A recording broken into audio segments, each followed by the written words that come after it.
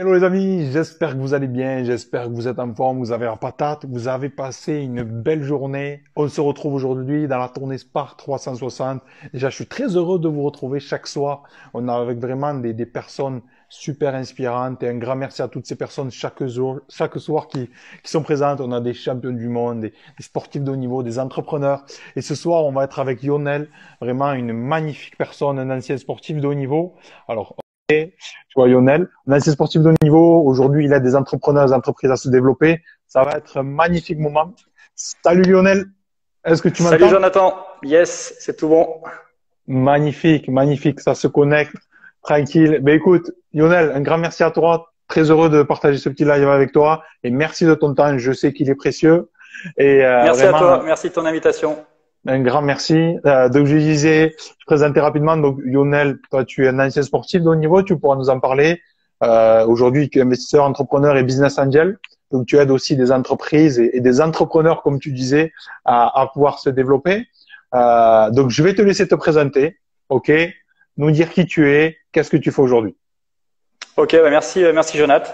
Donc Lionel Barachin, j'ai 37 ans, j'habite à Madrid là, depuis 4 ans. Actuellement, donc je vais commencer par le présent, hein, je pense que c'est le plus important que le passé.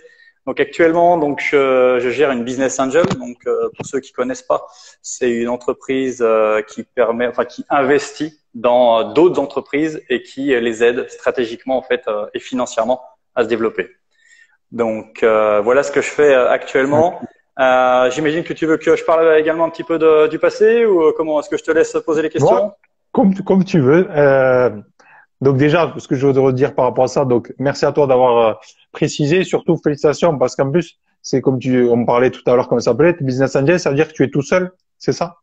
C'est ça. C'est ça. Donc on va parler de ça. Comment ça se passe concrètement? Qu'est-ce que tu fais en fait tous les jours? Pour les gens peut-être que ça peut intéresser ou qu'ils peuvent te contacter ou je sais pas. Comment ça se passe? C'est quoi concrètement? En fait, tous les jours, actuellement, j'accompagne 3 entreprises. Donc, j'investis, parce que ça, c'est un choix de ma part, j'investis dans 3 secteurs. J'investis dans l'immobilier, dans le sport et dans le développement personnel. Donc, si tu veux, j'ai mon entreprise mère en haut, qui est Mhm. la Business Angel, qui s'appelle Libertad. Je l'ai appelée Liberté parce que, donc liberté en espagnol, parce que c'est ce qui m'a, déjà, c'est un mot qui m'apporte beaucoup. Tu vois, être libre émotionnellement, être libre financièrement, être libre de plein de choses. Et du coup, c'est un peu elle qui m'a permis de gagner ma liberté financière. Et donc, c'est pour ça que je l'appelle Liberté. Et donc, bref, cette holding s'appelle Libertad. Elle investit dans d'autres sociétés filles. Mhm. Alors, il y en a qui ne m'appartiennent pas, c'est-à-dire que c'est des sociétés dans lesquelles je deviens actionnaire minoritaire. Je prends des parts, je prends des actions dans la société. Et je les aide, c'est que je veux ne surtout pas être un actionnaire passif, alors un actionnaire qui ne fait rien. C'est un actionnaire qui aide ces entreprises-là à performer. Alors, c'est souvent des entreprises qui sont naissantes, ce qu'on peut appeler start-up dans le milieu dans le nouveau jargon qui a déjà plus de 20 ans. Et donc voilà, j'investis dans des sociétés qui ne sont pas les miennes, mais j'ai aussi investi dans des sociétés qui sont les miennes, en fait des sociétés filles que je gère à 100%. Mhm. Donc du coup, pour répondre à ta question, ce que je fais de tous les jours, c'est que je passe d'une société à l'autre. J'ai mes tableaux Excel, je fais de la stratégie, je fais des calls, on fait des réunions. Euh, voilà. En gros, on va dire mon calendrier quotidien. Magnifique, magnifique. Mais, franchement, super ce que tu fais et merci pour toutes les informations que tu apportes. Heureusement qu'il y a des personnes comme toi aussi, c'est-à-dire que ça amène aussi un autre système parce que je vais rebondir par rapport à ça. Comme je disais, il y a 7 ans quand j'ai lancé mon première activité, j'avais besoin de capitaux, je me lançais, j'en avais pas et peut-être besoin du matériel, de ci, de là, etc. Je suis allé, tu vas à la banque, c'est super, on te dit ce que tu fais, machin. Ah, mais par contre, vous vous lancez, vous n'avez pas d'apport, mais t'as rien, tu vois. Et des C'est gens comme, exactement ça. et des gens comme toi, indépendants, comme on parlait tout à l'heure, aujourd'hui, c'est vrai que tu disais, je discutais avec notre personne qui a notre projet un peu similaire au tien, mais aujourd'hui, les gens ont envie aussi d'investir dans des entreprises, mais aussi dans des personnes, peut-être dans des sportifs, dans des projets plus humains, comme tu parlais. Et toi, tu offres cette possibilité et c'est juste magnifique. Et ma question, c'est du coup, c'est comment tu en es arrivé là à te dire, je sais pas, je vais être business angel, un jour je vais être investisseur. Comment ça s'est fait? Comment t'en es arrivé là? Alors, on va partir du commencement et comme ça, tu vas comprendre comment j'en suis arrivé à là. J'y suis pas arrivé. En fait, c'est un peu un hasard. Hein. Je m'étais jamais dit quand j'avais 12 ans, tiens, je vais être business angel. D'ailleurs, je ne savais pas ce que c'était. Je savais même pas je savais même pas si ça existait déjà à l'époque. Anyway. Donc, si tu veux, par contre, je m'étais toujours dit, vu que mon père il est entrepreneur et mon grand-père était entrepreneur, je me suis dit, ouais, moi aussi je veux être entrepreneur. C'est moi, je veux montrer, moi aussi je veux le faire. Donc, je savais que je voulais être entrepreneur. Par contre, j'avais aucune idée. Donc, je me suis toujours dit, mais qu'est-ce que je vais faire, qu'est-ce que je vais faire. Et mais je savais que je ne voulais pas reprendre l'entreprise de mon père. Je voulais vraiment créer mon truc à moi, sauf qu'il me manquait l'idée. Donc c'est bien beau, mais il faut quand même une idée, tu vois, pour faire de. Et ça a cogité pendant des années. Et mais ça venait pas. Et du coup, un jour, j'ai eu l'opportunité d'aller travailler dans l'entreprise de mon oncle, qui est une entreprise c'est une centrale à béton en fait, qui livre du béton. Et donc j'ai commencé l'été en conduisant les camions béton, tu vois, avec les toupies qui tournent. Et je leur ai proposé de bosser chez eux pour revoir notamment les achats, enfin faire justement un petit peu de stratégie, tu vois. Déjà, je commençais à faire un peu la stratégie. Et en fait, en bossant chez eux, je me suis rendu compte que tu vois, j'ai commencé à renégocier les achats. Et là, je me suis dit, oula, mais il y a un truc à faire. Je vois mon ami Ayer Benz qui doit rigoler derrière son écran. Et là, il y a un truc à faire. Je me dis, il y a une opportunité. Et j'ai gratté. Je suis allé plus loin. Je suis allé visiter des fournisseurs. Je me suis déplacé. Je suis allé au Luxembourg. Je suis allé en Espagne. Et je suis arrivé en fait à trouver, donc on va dire, des fournisseurs qui m'ont soutenu. Et j'ai commencé déjà par en faire profiter. Donc quand je dis des fournisseurs qui m'ont soutenu, c'est des fournisseurs déjà qui étaient, on va dire, bien placés en termes de prix et qui proposaient des produits de qualité. Bref, je ne vais pas rentrer trop dans les détails, mais c'est important quand même, parce que c'est les détails qui font tout. Tout à fait. J'ai vu que ça marchait dans l'entreprise de mon oncle. Je suis arrivé à leur faire gagner économiser pas mal d'argent. Et je me suis dit, mais peut-être que je peux le faire avec d'autres sociétés, ça. Peut-être qu'il y a d'autres gens qui voudront ce même ciment, même s'il n'est pas français. Ben, il fait le taf, tu vois. Et du coup, je me suis dit, allez, c'est parti, je monte ma boîte. Donc, j'ai monté ma boîte. Et je suis allé, j'ai commencé par mon oncle. Puis après, je suis allé revendre du ciment à son concurrent, à son deuxième concurrent. Puis je suis passé dans le département d'à côté. J'ai vu que ça marchait. J'ai changé, je suis dans la région d'à côté. Et puis j'ai expansé comme ça. Je suis allé chercher d'autres fournisseurs en Espagne. Après, on fera le lien avec l'Espagne. Et j'ai trouvé des fournisseurs après en Allemagne, en Italie. Il y en a en Turquie. Bref, je suis jamais arrivé. Mais bref, j'ai trouvé différents fournisseurs. Et j'ai fait ça pendant 7 ans. Alors ça a été une jolie histoire parce que en fait c'était super crescendo en termes de chiffre d'affaires. J'aime bien les chiffres et c'est important. Donc en 7 ans, on a sorti 25 millions de chiffre d'affaires cumulé. Et ça c'est la partie jolie et belle du tableau. C'est-à-dire qu'au niveau financier, c'était super success story. Même moi, je m'attendais pas à ça. Je m'étais jamais dit que je pourrais faire ça un jour tout seul. Alors tout seul en termes d'investisseurs. Par contre, j'avais quand même des employés, donc je ne suis pas arrivé tout seul. Il y a plein de gens qui m'ont aidé, que ce soit même mes oncles, même mon père via sa réputation. Donc voilà, on n'y arrive jamais tout seul. Mais en tout cas, au niveau capital, voilà, j'avais investi 5 000 € de départ et j'étais seul actionnaire. Et je me suis dit, en fait, si tu veux, ça c'est la belle partie, mais une mauvaise partie derrière. C'est qu'en fait, je gagnais de l'argent, mais en fait, plus les jours passaient, plus j'étais triste, Jonathan. Tu vois, un peu pas. Toi, l'histoire que tu m'as racontée, on est un peu aux antipodes, toi et moi. C'est que moi, du coup, j'avais énormément d'argent, enfin énormément, voilà, toute proportion gardée. Hein, je m'appelle pas non plus Ronaldo, tu vois. Mais plus je progressais, plus je devenais malheureux, angoissé dans ma life. Et en fait, là, il y a un truc, je me suis dit, c'est comme toi, c'est en fait, si je continue, je vais en crever de ça, et je vais me buter. Et là, je me suis dit, là, il faut faire quelque chose. Et je me suis dit, et je le savais au fond de moi, c'est comme toi, tu vois. Je le savais, c'est le moment de vendre. C'est bien, t'y es arrivé, mais elle a pas de sens, cette société. Tu peux pas te lever tous les matins juste pour aller faire de l'argent. Non. L'argent, ça doit être, selon moi, comment je peux dire, une récompense. Et du coup, j'ai pris mon courage à deux mains. Et du coup, je suis allé faire le tour j'ai lancé la perche. Et du coup, il y a des gens qui ont mordu. Et donc, je suis arrivé à vendre l'entreprise. Ça, c'est la première étape. C'est la première étape, on va dire l'étape financière, où j'ai accumulé de l'argent. Et du coup, par contre, tu peux pas cracher dessus parce que l'argent, ça te permet de faire plein d'autres projets. Et après, je me suis dit, tiens, déjà, je vais profiter un peu de la life. J'ai bien galéré pendant 7 ans, beaucoup d'angoisse, beaucoup de stress, pas mal de trucs, et je me suis dit, cool. Donc j'ai fait un tour du monde. Et d'ailleurs, je suis allé en Australie, que tu connais. Je suis pas allé à Perth, mais je suis allé à Sydney et à Melbourne. Et du coup, après mon tour du monde, je suis revenu m'expatrier à Madrid, parce que grâce au ciment, je m'étais rendu compte que Madrid et l'Espagne, je voulais vraiment y habiter. Et donc c'est là que je me suis posé. J'ai posé mes valises à Madrid en 2018. Et là, je suis revenu dans le sport. D'ailleurs, tiens, on n'en a pas parlé. Il y a quand même une branche sport dont tu me reposeras une question tout à l'heure. Et en fait, si tu veux, c'est là que je me suis relancé donc dans le sport. J'ai fait un MBA à l'école du Real de Madrid, donc le club de foot, pour développer une expérience sport management, pour gérer des entités sportives. Ça peut être club, fédération, tu connais bien. Ça peut être salle de gym, ça peut être, je sais pas moi, bref, tout ce qu'il y a, coach, voilà, boîte de coach et tout ça. Et j'ai une super idée. J'ai cru avoir une super idée. Je me suis dit, je vais monter une vague de surf artificielle. Est-ce que tu vois ce que c'est, Jonathan, ou pas ça? C'était quoi l'objectif? Déjà, est-ce que ça te parle une vague de surf artificielle? Est-ce que tu veux que je t'explique Moi, un peu quand tu me dis ça, soit je me dis c'est un truc pour faire beau, soit je me dis c'est une piscine artificielle pour venir s'entraîner justement. Exactement. C'est une piscine Parce artificielle. que partout on ne peut pas faire de surf. Et les passionnés de surf, ils sont frustrés. À part si t'as Tenerife. Exactement. À Tenerife, t'as tout.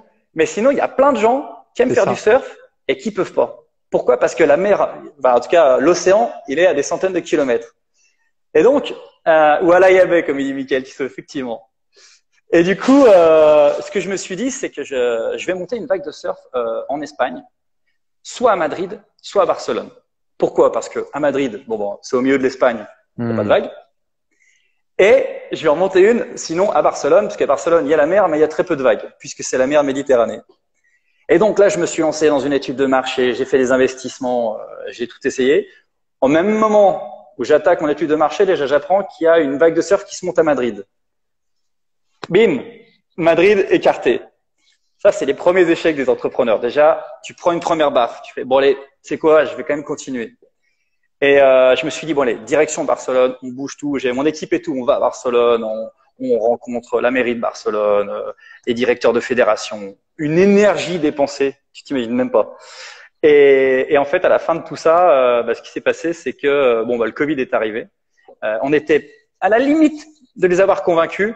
Et une fois que le Covid est arrivé, ils ont mis freiné les cas de fer, comme on dit. Et ils ont dit non, terminé. Donc là, c'était 2 ans au final d'énergie, de temps dépensé en fait pour. Alors 0 non, parce que j'ai appris plein de choses derrière.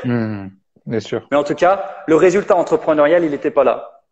Et c'est important de le dire parce que tu vois, on parle des succès. On va rebondir à ça, on va rebondir. Tout à fait. Exactement. Et donc, pour faire le lien par rapport à ta question de départ où tu disais comment est-ce que tu en es arrivé là, vu que ça n'a pas marché, en fait, là, j'ai eu un petit coup de pouce de la vie. Je pense que ça, il faut pas l'oublier des fois. C'est que quand on est entrepreneur, il faut aussi avoir de la chance.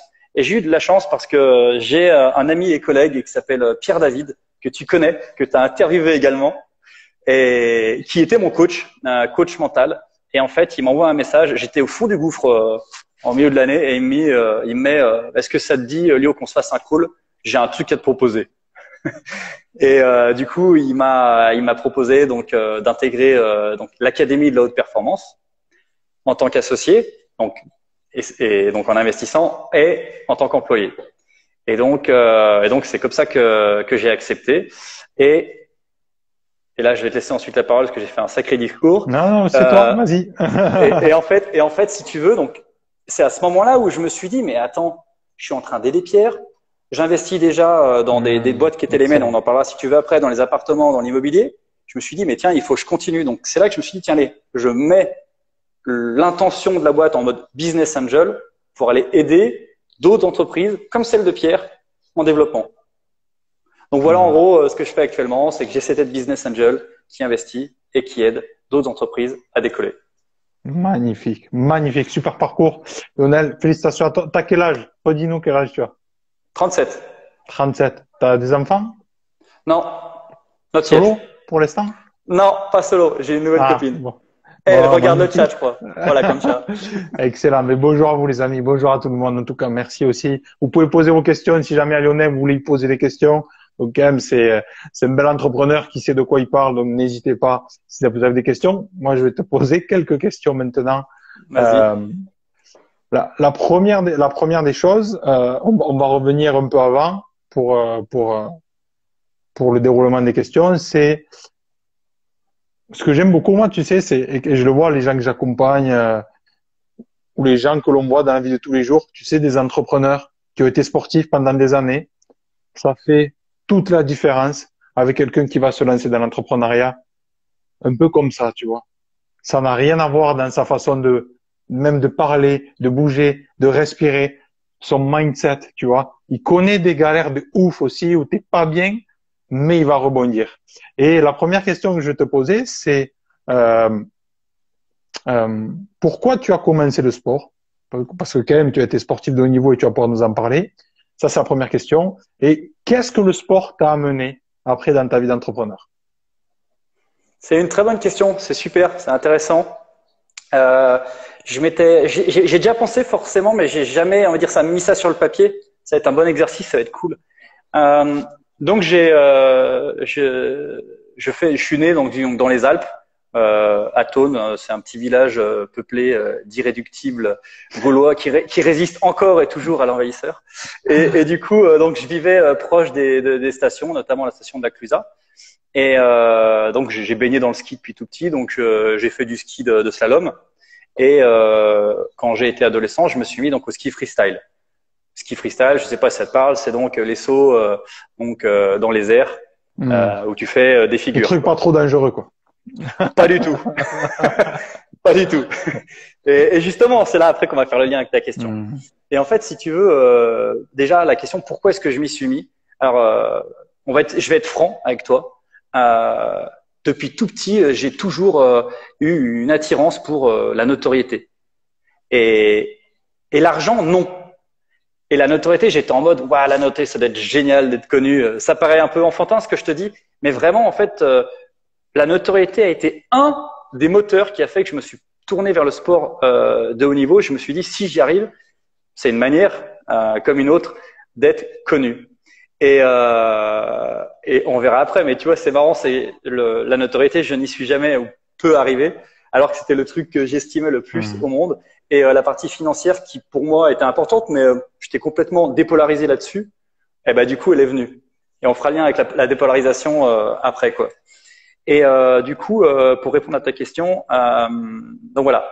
Première information, j'ai rejoint le sport de niveau en fait pour aller chercher la notoriété. Mais la deuxième chose, c'est aussi la sensation. C'est-à-dire que la Mm. sensation que j'avais quand j'étais dans l'air, c'est qu'en fait, c'est la liberté. Et je rejoins une fois de Yes. plus, tout va se rejoindre dans ce chat. C'est que je rejoins, c'est le truc que j'ai toujours plus kiffé au monde, c'est être libre. Être libre émotionnellement, être libre financièrement. Et en fait, quand je faisais du ski, quand j'étais en l'air, bah, t'es libre de la gravité, t'es libre de tout Mm. pendant une fraction de seconde. Et en fait, cette sensation-là, elle est hyper enivrante. C'est un truc de malade. Et en fait, j'ai été drogué à ça. Et donc, c'est ces deux choses, la notoriété, l'attrait de la notoriété et la liberté que j'avais quand j'étais en l'air pendant les sauts, qui ont Comprends. fait qu'en fait, j'ai voulu aller vers le ski freestyle et j'ai tout donné comme Mm. toi en mode allez, je nique tout, en mode sportif, quoi. Ah, magnifique, magnifique. Et c'est vrai que quand tu commences à goûter à ça, et là, c'est intéressant parce que je commence à avoir pas mal de recul de personnes qui ont performé ici dans le sport.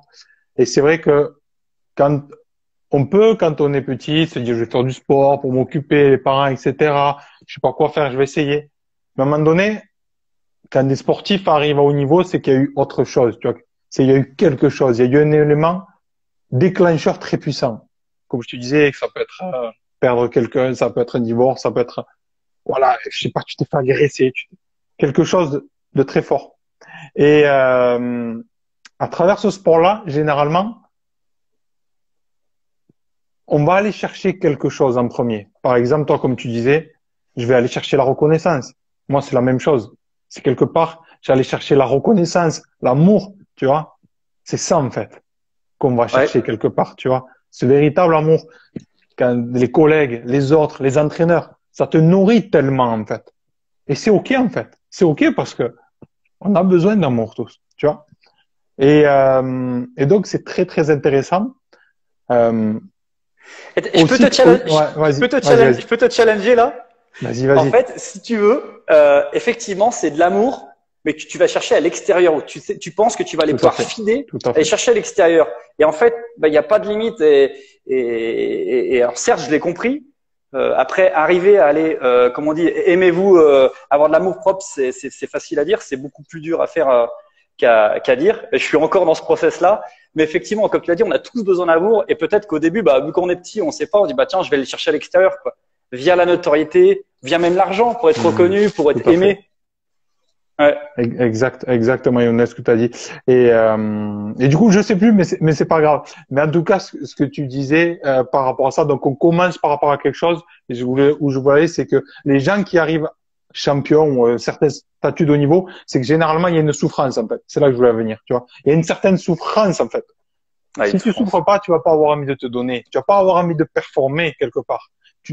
Les gens qui sont affamés, qui ont les crocs, et ceux qui réussissent, ils font tout possible pour de se rappeler d'où ils viennent sans arrêt, pour garder cette fin-là.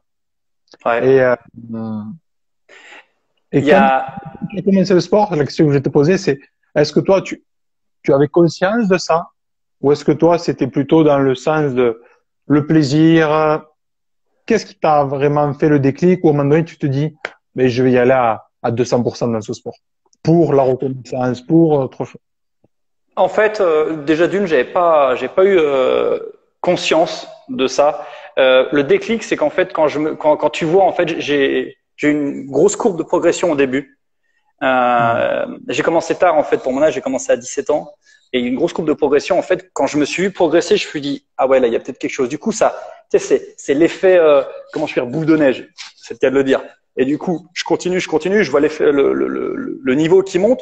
Tu rattrapes petit à petit des mecs que tu voyais comme des tueurs, tu vois, dans le milieu. Et là, je te dis, ah ouais, bon là, il faut se mettre à fond parce qu'en fait là, j'ai peut-être un potentiel, quoi. Et ce qui est marrant, et peut-être que j'aurais dû avoir l'académie de l'haute performance avec la dépolarisation à l'époque, c'est qu'ensuite j'ai atteint un plafond de verre que je suis jamais en fait arrivé à exploser. Et j'ai persisté, tu sais, genre 1 ou 2 ans. Et après, j'ai vu que j'allais pas y arriver. C'est là que je suis retourné faire mes études et que j'ai abandonné. Mais en tout cas, c'était vraiment enivrant la partie de super progression du début, quoi. Très intéressant. Est-ce qu'aujourd'hui, tu as pris conscience de justement qu'est-ce qui t'empêchait de passer ce plafond? Ouais, en fait, c'est marrant parce que j'en ai pris conscience par la suite. C'est justement le truc que j'ai recherché le plus, donc la notoriété, qui a fait que je sais pas saboté, mais je me suis mis comment je peux dire, j'ai eu des blocages. Pourquoi? Au début, t'attaques, donc tu l'as pas la notoriété. Donc du coup, tu es en mode, oh bah tiens, je peux foirer un saut ou pas. De toute façon, personne me connaît, donc il y a pas de souci. Perdre et gagner ont le même poids, complètement dépolarisé.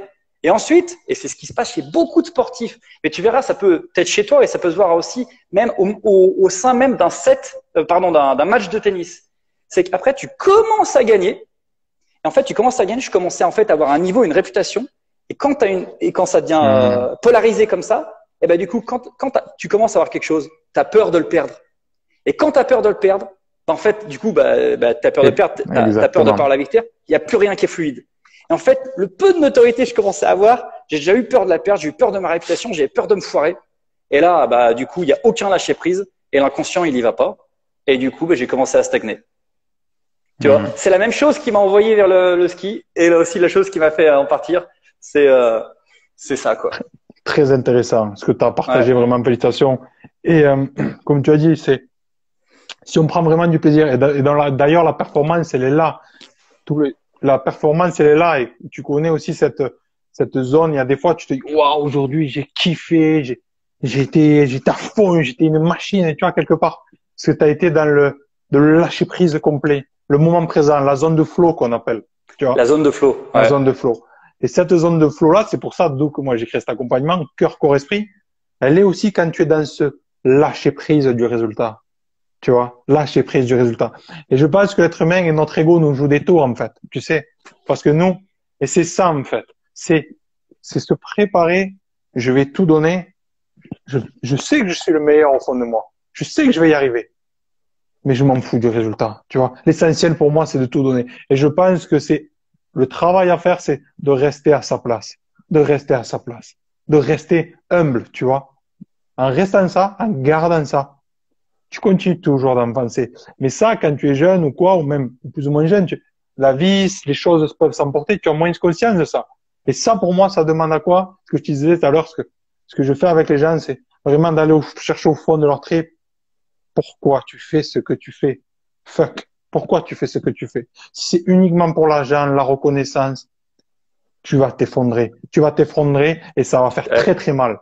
Tu vois, tu essaies de grimper, mais tu n'es pas solide, tu n'es pas équilibré. Par contre, tu peux tomber. Mais si tu sais au fond de toi pourquoi tu fais véritablement les choses et que cette chose généralement te dépasse ton nombril, tu vas rester très ancré.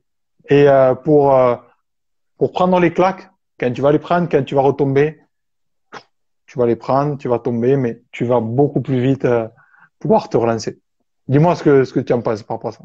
Là-dessus, je suis complètement d'accord avec toi. Je vais même pas te challenger. Je l'ai vérifié moi-même. Dès que tu vas en fait faire, tu fais les choses pour de l'argent, pour de la notoriété, et ben en fait, t'es sur un château de cartes qui est hyper fragile et comme tu l'as dit, les bases elles sont pas là.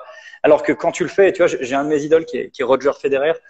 Tu vois, tu le sais, c'est même pas la peine j'ai pas la peine de lui poser la question, mais quand il joue, et il joue pas pour la notoriété, il a jamais joué pour la notoriété, il a même jamais joué pour l'argent, ce mec-là. Il joue parce qu'il adore jouer. Il joue pour le jeu, il joue pour gagner, mais pas pour gagner, pour dire de montrer, voilà. Pour lui. Il joue pour le jeu, il joue pour lui, et c'est ce qui fait aussi qu'un mec comme ça, tu vois, il est arrivé à ne pas se lasser et d'être à 39 ans encore en train de jouer. Alors qu'il y a peut-être d'autres personnes, je sais pas pourquoi j'ai en tête Yannick Noah qui disait mais moi dès que j'ai gagné Roland Garros une fois, en fait tout s'est effondré. Il avait réussi son truc. Il jouait pas non plus pour le super plaisir. Bah du coup c'est dégagé. T'as atteint ton objectif, fini. Exactement. Tu vois. Alors que Roger il a pas envie d'arrêter. Il veut jouer parce qu'il adore jouer. Il veut taper contre une balle. Tu vois. C'est ça. Et ce que tu dis là, je vais rebondir par rapport à ça, Lionel, parce que comme tu l'as dit tout à l'heure. Pour moi, c'est dans la vie, c'est les millimètres qui font la différence. Pour aller à l'essentiel, c'est le jour où tu trouves cette chose au fond de toi, de tes tripes, où tu es prêt à le faire tous les jours, sans être payé, sans rien attendre quelque part, juste parce que ça te fait du bien, tu es heureux, tu te sens vivant. Tu vois, comme moi, faire ces interviews, j'ai envie de les faire jusqu'à 100 ans, jusqu'à 150 ans. C'est un truc que j'adore, tu vois. Mais le jour où tu trouves toi ça, waouh. C'est extraordinaire parce que tu es un peu comme un musicien qui a trouvé son instrument. Ah, moi, c'est la guitare. Mais que je sois tout seul ou que je sois devant 10 000 personnes, c'est mon moment et je kiffe. Et c'est ça, s'honorer. Et je pense que beaucoup de personnes ne comprennent pas le terme s'honorer. Tu vois, s'honorer pour moi, c'est ça. Et ça commence par se connaître par soi-même. Mais pour se connaître aussi, il faut passer par plein de chemins que dans des extrêmes, tu vois, aller dans des extrêmes. Ah ça, non, je veux plus comme ça. Mais ça m'a permis d'apprendre que je voulais plus ça et de retravailler sur moi, sur qu'est-ce que je veux. Donc, on part pour revenir, pour pouvoir se trouver, s'aligner. Là-dessus, pareil, je te challenge pas et je vais même utiliser un exemple pour reparler de l'Académie de la haute performance. Donc, si tu veux, c'est vraiment été un peu par hasard que je suis tombé sur Pierre, donc le créateur de l'Académie de la haute performance. Et donc, juste pour faire simple, c'est une académie donc qui accompagne les sportifs en fait à la performance et pour les aider en fait à battre leur record personnel en un minimum de temps. Donc, avec un processus qui s'appelle la dépolarisation, donc que j'ai testé moi-même. Et fait, si tu veux, quand il m'a proposé de bosser avec lui, au début, en fait, je l'ai fait complètement bénévolement. Je travaillais tous les jours, j'étais content d'aller le matin parce que, en fait, si tu veux, je sais que je peux aider les sportifs. Je sais que je peux aider les entrepreneurs aussi. On est en train d'attaquer une branche entrepreneur. Et là, je me suis dit, tu vois, là, ça a du sens, tu vois. Là, ouais. S'il y a de l'argent, tant mieux. Mais il y a du sens, je suis content de le faire. Mais ça, j'ai envie de dire, pour tous ceux qui écoutent ou ceux qui écouteront plus tard, en fait, je crois qu'il faut jamais lâcher. C'est-à-dire que si vous n'avez pas encore trouvé votre projet, ne pensez jamais que en fait c'est trop tard. Et non, je suis persuadé que si vous videz la bouteille, eh ben la vie, si vous avez le courage de vider la bouteille de ce que vous aimez pas, la vie elle va vous donner l'opportunité de la remplir et ce que vous aimez. Et par contre, il faut quand même un sacré courage. Hein. Enfin, faut un courage de vider la bouteille parce que tu dis putain, c'est ce que j'ai et ça se trouve je vais le perdre. Tu vois, et si j'arrive plus à la remplir, parce que mon travail il est quand même pas mal au final, tu vois, je suis quand même content devant. Tu vois, et maintenant, en fait, je dirais, lâchez rien. On peut pas lâcher. Non, faut pas crever avec un regret à la fin, quoi. Et là, non, faut continuer. Si ça vous plaît pas, changez. Et Lionel, je veux rebondir par rapport à cette histoire de bouteille parce que c'est très intéressant. Parce que tu sais, l'être humain, comme on est, c'est quand on arrive à une certaine zone de confort, on est dans un confort. La plupart du temps, on se dit pourquoi je vais aller chercher autre chose, tu vois. Et par rapport à moi, tu vois, et tu me diras ton expérience aussi.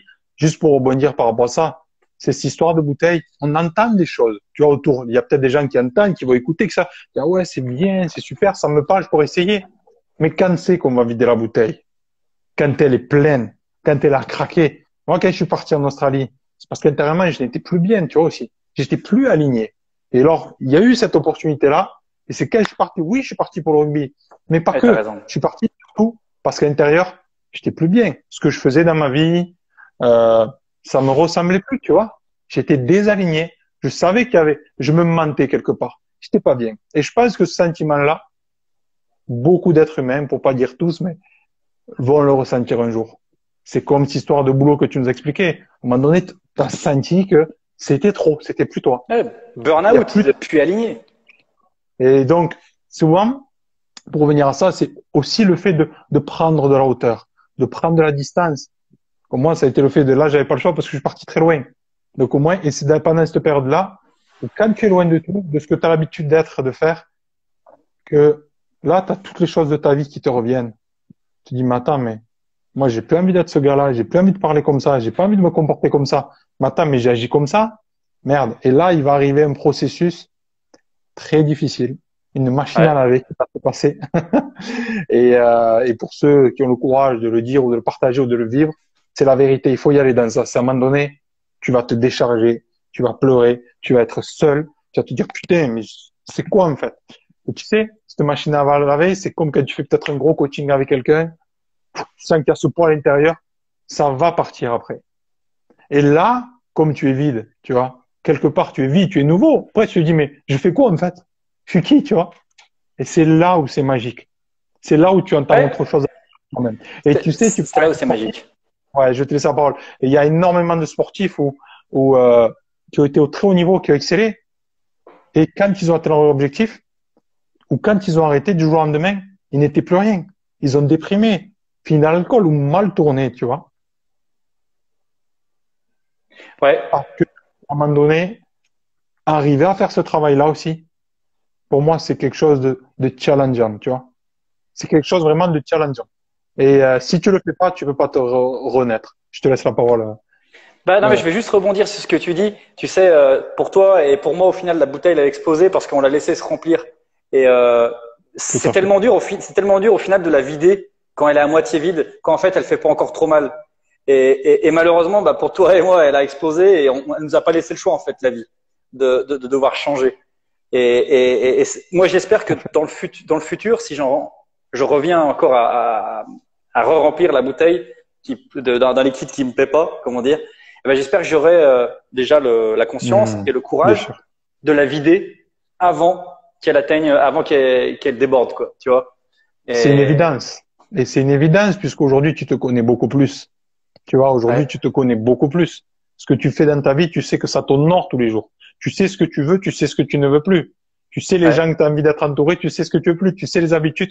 Et déjà, donc, on est beaucoup plus ancré, on est beaucoup plus équilibré avec nous-mêmes. Et Lionel, vas-y, je te laisse rebondir, après je te fais le lien avec le sport et l'entrepreneuriat.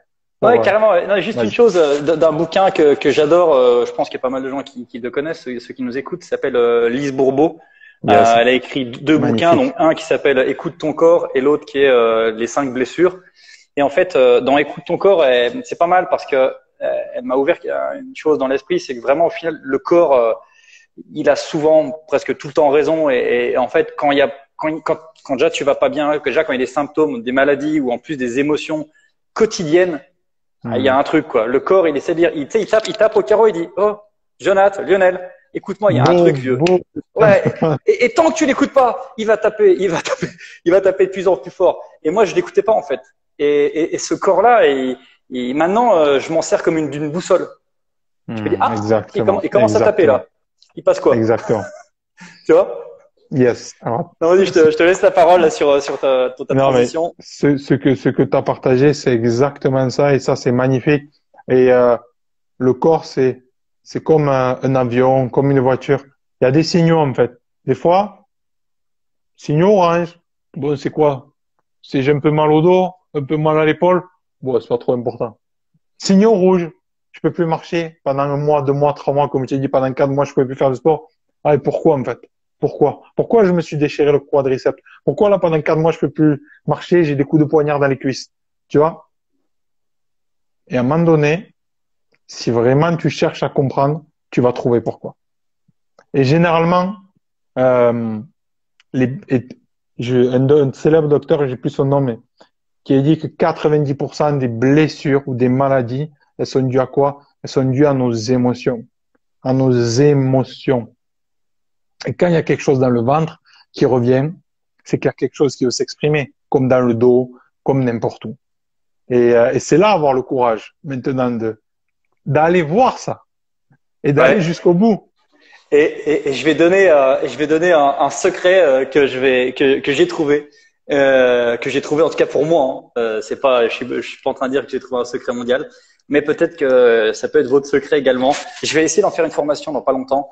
En fait, je me suis rendu compte en accumulant les occurrences que il y avait moi, mais il y avait aussi l'endroit dans lequel je vivais qui avait une influence mais beaucoup plus grande que ce que je pensais. Et en fait, des fois, si vous allez pas bien et vous avez tout essayé, essayez juste de changer de lieu avant de rentrer dans votre cerveau parce que c'est tellement compliqué les émotions. Mais changez juste de lieu, vivez ailleurs et vous allez voir qu'il y a des nouvelles choses qui vont se débloquer et peut-être des émotions différentes. On n'est pas tous fait pareil. Moi, je sais que je peux pas vivre dans certains endroits. Normalement, souvent quand il y a des courants d'eau à côté. Et ça, c'est un conseil qui est tout con, qui est assez facile à mettre en œuvre, beaucoup plus que d'aller faire 10 ans de psy ou de ce que tu veux. L'endroit, tu vois, tu es à Tenerife par exemple. Je suis persuadé que tu as découvert des nouvelles choses à Tenerife. Il y a des choses qui se sont passées, des nouvelles émotions. Bref, l'endroit, j'y reviendrai, mais l'endroit, c'est hyper important. Yes. Et je vais rebondir par rapport à ça pour faire juste une parenthèse.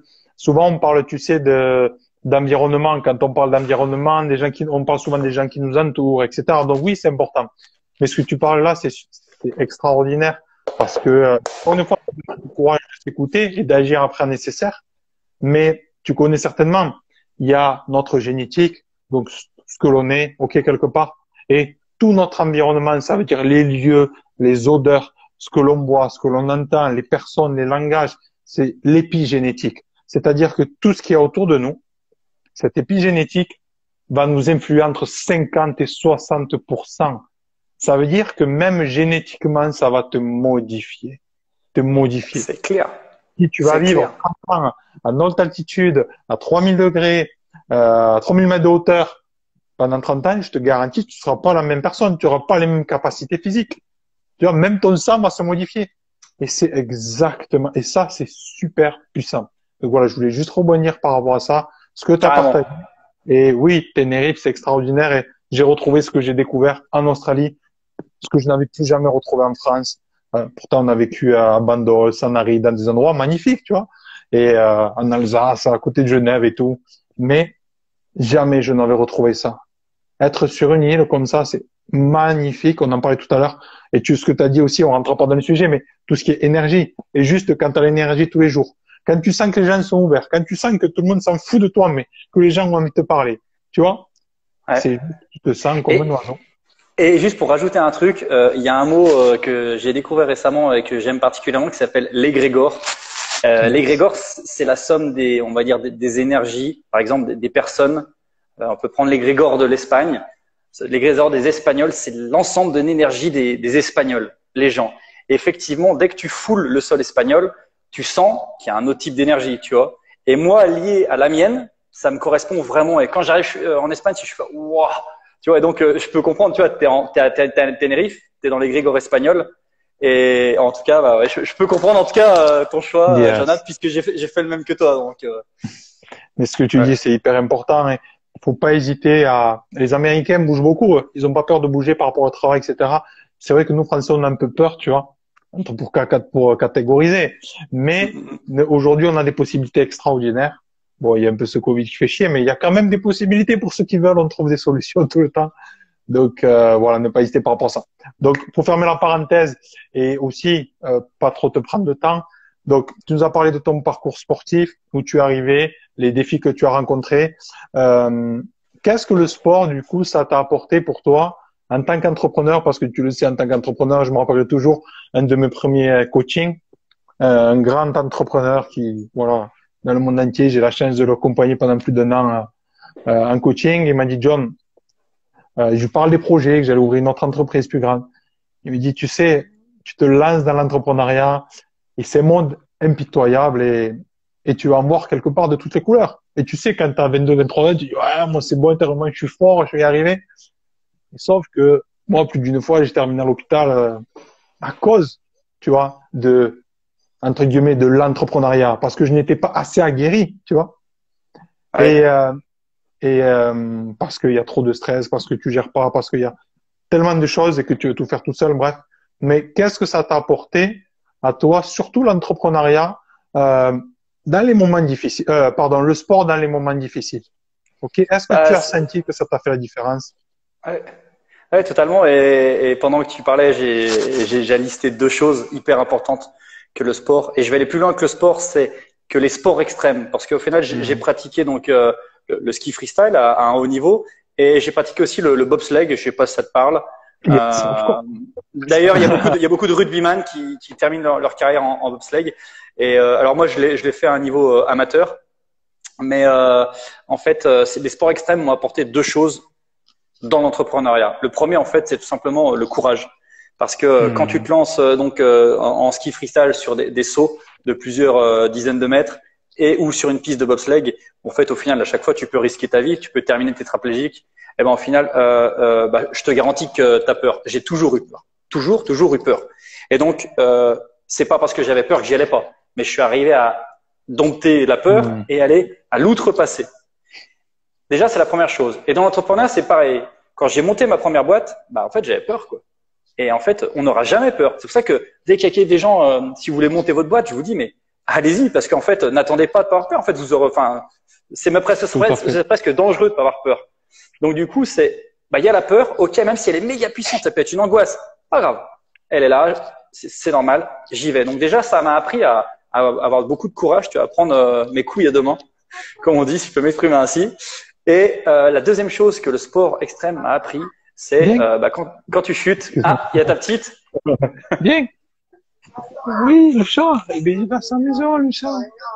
T'as deuxième. Papa, il fait le direct avec le monsieur. Papa, il t'a mis des gâteaux sur la table. Bon, on va pas traîner. Je t'avais juste le truc. Et donc la deuxième chose que ça m'a appris, c'est en fait bah, quand tu chutes, notamment en ski freestyle, et ben en fait bah tu chutes, c'est lourdement, bah faut remonter et tu recommences. Et en Exactement. fait dans l'entrepreneuriat, comme tu vois, je t'ai expliqué avec la vague de surf, bam, une chute, je recommence, une chute, je recommence. Et au bout d'un moment, bah ça va passer quoi. Tu Hmm. vois. Et la confiance, Excellent. souvent les deux ils disent ouais la confiance on la gagne en gagnant. Moi, Non. j'ai pas l'impression. J'ai l'impression que la confiance, tu la gagnes bah, à force de perdre, parce que du coup, la victoire, la perte et la défaite te fait de moins en moins peur.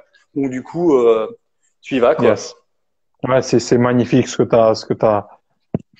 Et pour moi, il y a quelque chose de super important, c'est aussi euh, comment tu t'entraînes, comment tu deviens. Comment tu t'entraînes, comment tu deviens. Si je m'entraîne chaque jour à prendre des risques, à affronter des peurs, à me dépasser, à me faire mal, tu vois, je deviens un putain d'extraterrestre. Tu vois ce que je veux dire? Et c'est ça. Ça m'a donné. Si dans mon cœur, je sens que j'ai envie de jouer à ce niveau-là, j'y joue, tu vois. J'y joue. Après, je dis pas qu'il faut être mongol. Parce que, moi, comme je t'ai dit, j'ai fait 6 traumatismes crâniens. À un moment donné, je commençais à, je dis, oh, je vais pas finir sur un fauteuil non plus. Tu vois ce que je veux dire? Mais je prends la confiance pour moi comme un biceps. Chaque jour, je me lève, je vais m'entraîner. Ouais, c'est difficile. Ouais, t'as un chien. Ouais, il y a des fois, t'as pas envie. Mais c'est la même chose. Le mental, t'as beau dire ce que tu veux, ta confiance, ton courage, il se développe dans les tranchées, pas dans les livres, pas dans les formations à 5 000 ou à 10 000. Pour moi, c'est le leadership des tranchées, du terrain de tous les jours. Ouais. Et, Et, pardon, juste pour terminer après sa parole, quand tu commences, par contre, il y a une règle. Tu n'as plus le droit de t'arrêter. Parce que quand tu vas t'arrêter, c'est comme quand c'est la bonne année, tu te dis, c'est bon, je prends 15 jours. Mais t'as pris 5 kilos, t'es dégoûté. Tu repars de 3 mois en arrière. ouais, c'est la répétition qui fait qu'au final, tu banalises la chose. Et en banalisant la chose, du coup, bah, elle devient normale, elle te fait moins peur. Je dis n'importe quoi. Aller voir une fille. Au début, quand j'étais adolescent, pour moi, ça me terrifiait, quoi. Et en fait, à force d'accumuler, du coup, on va dire des rejets, au final, bah, ça fait plus rien. Donc, du coup, puis au bout d'un moment, ça marche. Donc, tu prends confiance. Pareil, j'ai n'importe quoi. Ça peut être pareil pour le sport, ça peut être pareil pour plein de choses, pour les entreprises. Tu peux en monter une, c'est pas grave, ça foire. Deuxième, ça foire. À force, ça va marcher, quoi. Donc, ouais, l'accumulation au final, l'accumulation, comme tu dis, des occurrences fait que, bah, ouais, prise de parole en public, pareil. Les lives sur Instagram, pareil. Je pense que tu as dû prendre de l'assurance. Peut-être que ton premier live, il t'a fait flipper, tu vois. Et ben, tu continues, tu banalises, et au final, tu prends de la force, comme dit ADBC. Yes, excellent, excellent. C'est ça, mental de Spartiate. C'est Et ça. tout à fait ça, c'est se demander, OK, aujourd'hui, qu'est-ce qui me fait peur? Ben, je le fais. Je le fais. C'est dire, je t'aime à ma mère, à mon père. Et d'ailleurs, j'avais fait une vidéo pour chacun d'eux. Je leur avais dit à cœur ouvert ce que j'avais jamais dit. Parce que j'étais quelqu'un, comme je dis, c'est incapable d'exprimer mes émotions, ni avec ma compagne, ni n'importe où. Et aujourd'hui, je suis très heureux d'être là, capable d'exprimer mes émotions, mes sentiments avec ma fille, avec les gens que j'aime. Et ça n'a pas de prix. C'est la plus grande des libertés pour moi. Mais faire, justement, ce qui nous fait peur au quotidien. Je vais te laisser à la fin de ce live la parole. Je vais te poser une question, Yes. vraiment une question puissante. Euh, donc Lionel, tu as déjà fait plein de choses extraordinaires dans ta vie et merci pour tout ce que tu fais déjà, pour tous les Merci. temps. Merci beaucoup vraiment. Et tu vas réaliser encore plein de choses, plein de rêves, de projets, c'est une évidence. Euh, dans ce monde, on ne va rien prendre avec nous. Quand on va partir, on ne va rien prendre. Si toi, tu pouvais laisser une seule chose, un seul concept, une phrase où il y a ton nom, ton prénom gravé dans ce monde, qu'est-ce que tu aimerais laisser? La première chose qui m'est venue sans réfléchir, je dirais, faites le chemin de Compostelle. Déjà. Et après, je pense que bah, il me faudrait plus de temps pour réfléchir. Qu'aller comme ça. Ouais, je vais rester là-dessus. Faites le chemin de Compostelle. Pourquoi? Allez, on va terminer sur le chemin de Compostelle. C'est important. C'est un Pourquoi? bon conseil. C'est un Pourquoi bon conseil. justement? Pourquoi? Qu'est-ce Pourquoi? que ça t'apportait de faire ça? En fait, c'est une expérience que j'ai répétée plein de fois. J'ai attaqué en 2014. C'était une révélation pour moi. C'est une ex-copine qui m'a invité là-bas. Je savais vraiment pas vraiment ce que c'était à la base. Et en fait, le chemin de Compostelle, il apporte trois choses. Il apporte déjà le sport parce que on marche beaucoup tous les jours, 25 km en gros par jour.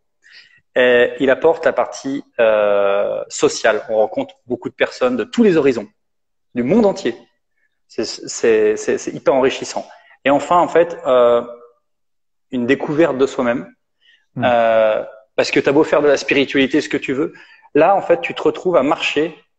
Il doit se passer quelque chose. Il doit y avoir un truc de magique parce qu'en fait, je pense que ça fait des millions d'années que l'homme, nous, l'homo sapiens sapiens, en fait, on marche. Sauf que maintenant, dans nos générations, on ne marche plus. Et là, le fait de marcher pendant des dizaines d'heures, et ben, en fait, il doit se passer quelque chose.